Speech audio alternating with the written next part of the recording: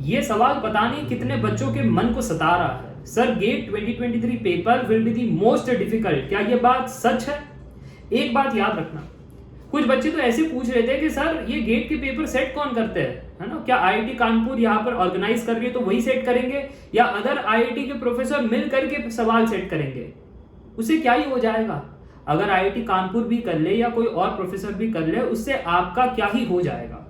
जो real discussion है, debate है, उस पर तो कोई फोकस नहीं कर रहा है कि इतने सारे प्रीवियस ईयर पेपर्स में मिस्टेक कैसे कर लेते हैं आईआईटी के प्रोफेसर कि अंतिम में उनको मार्क्स टू ऑल देना पड़ता है। मार्क्स टू ऑल देते हैं, उसका कोई बुराई नहीं है, पहले तो तुम्हारा 500 रुपया हमको देना है। हमको वहां पर दिक्कत है कि हर एक क्वेश्चन के पीछे हम क्यों 500 रुपए लगाए कि जब तुमने ही गलत किया है तो तुमको देना चाहिए 500 रुपया कि अरे हमसे गलती हो गई, सॉरी। और सिर्फ उतना ही नहीं है, दूसरी बात ये भी है कि हमारा पेपर में समय वेस्ट होता है। हमको पता है कंसेप्ट क्या है, हम यूज करते हैं, सॉल्व करते हैं, आंसर मैच नहीं होता है क्योंकि तुम्हारे ऑप्शन गलत है। कभी सॉल्व करने बैठते तो सॉल्व होता नहीं है क्योंकि तुम्हारे क्वेश्चन गलत है। अब तुम आईआईटी के ही प्रोफेसर हो ना, ऐसे मन में सवाल आता है कि कैसे ये गड़बड़ हो सकती है कि आप पेपर सेट कर रहे हो और पेपर गलत सेट कर रहे हो। क्या आप पहले से सॉल्व करके नहीं रखते हो, या फिर आपको ही सॉल्व करना नहीं आता कि आपने गलत आंसर रख दिया और उस हिसाब से ऑप्शन रख दिए? तो इस पर स्क्रूटिनी होनी चाहिए, इस पर डिस्कशन होना चाहिए, इस पर डिबेट होना चाहिए कि कौन से टीचर है जो गलत सवाल सेट करते हैं। दूसरी बात, टफनेस की बात कर लेते हैं कि सर ऐसा माना जाता है, हर एक कोचिंग वाले कहते हैं, हर एक टीचर कहते हैं that MSQ is the most toughest, फिर उसके बाद एनईटी और उसके बाद एमसीक्यू। टफेस्ट की बात नहीं कर रहे थे, वो बात कर रहे थे कैलकुलेशन एंड सॉल्विंग टाइम की। और अर्थ आपने ये बना लिया कि जिसमें ज्यादा सॉल्विंग टाइम है, थॉट प्रोसेस है और कैलकुलेशन लगेगा, सर वो टफ हो गया। टफ किसको कहते हैं और इजी किसको कहते हैं, पहले ये समझो। इजी वो सवाल है जिनके कंसेप्ट आपको आते हैं और सिंप्लीफिकेशन एंड कैलकुलेशन आप कर लेते हो। अगर कर लेते हो तो वो एमएसक्यू भी इजी है, और एमएसक्यू कोई नया चीज नहीं है, वो तो रिसेंटली बस इंट्रोड्यूस कर दिया है आपको डराने के लिए। अगर आप प्रीवियस ईयर के पेपर देखो तो कुछ ऐसे सवाल पूछे गए थे, which of the following is not correct between the 4 options. तो जब 4 ऑप्शन में से एक ऑप्शन नॉट करेक्ट है तो एक एक ऑप्शन को तो आपको चेक करना ही है ना। 3 ऑप्शन सही है, एक ऑप्शन गलत है, वो एमएसक्यू नहीं है तो क्या है? उसका फॉर्मेटिंग एमसीक्यू की तरह बनाया गया है कि एक ही ऑप्शन गलत है, बट देखा जाए तो हर एक ऑप्शन सॉल्व कर रहे हो तो वो एमएसक्यू ही है।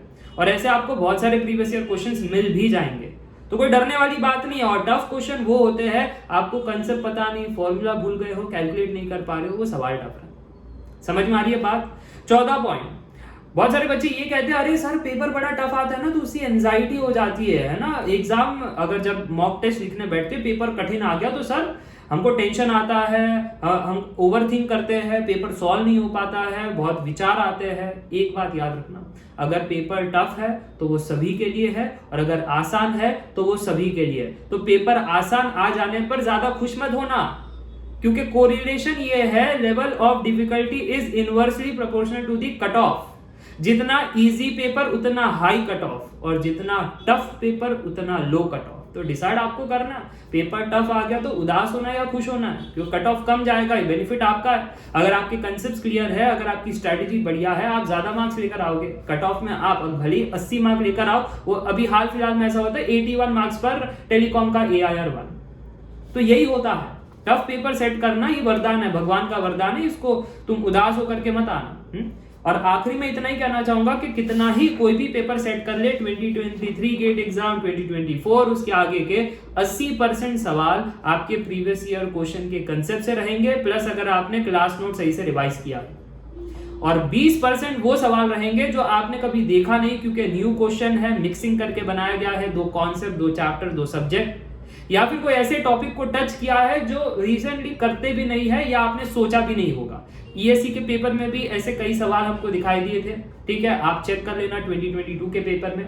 गेट के पेपर में ऐसा कोई न्यू टॉपिक हमें दिखाई नहीं दिया है, ठीक है, बट जरूर से मिक्सिंग ऑफ दी चैप्टर्स की गई थी जो मुझे अच्छा लगा, ठीक है, जिसको मैं कह सकता हूं कि हाँ ये 20% ब्रैकेट में आता है, ये कुछ नया सवाल था 2022 पेपर में, ठीक है। चलिए इसी के साथ ये वीडियो एंड करना चाहूंगा। आई होप आपको समझ में आ गया है कि ओवरथिंक नहीं करना है, पेपर कठिन यानी आपके कंसेप्ट और कैलकुलेशन बेकार, इसलिए आप कठिन कह रहे हो। पेपर आसान यानी आपके कंसेप्ट और कैलकुलेशन बढ़िया है, ठीक है, इसलिए आसान लग रहा है। बाकी बात रही सॉल्विंग की, तो सॉल्विंग तो आपका प्रैक्टिस से ही, जितना ज्यादा प्रैक्टिस करोगे उतना बढ़िया होगा, ठीक है। तो ऐसी प्रैक्टिस करते रहो। Meet in the next video, till then take care, bye bye for now, see you.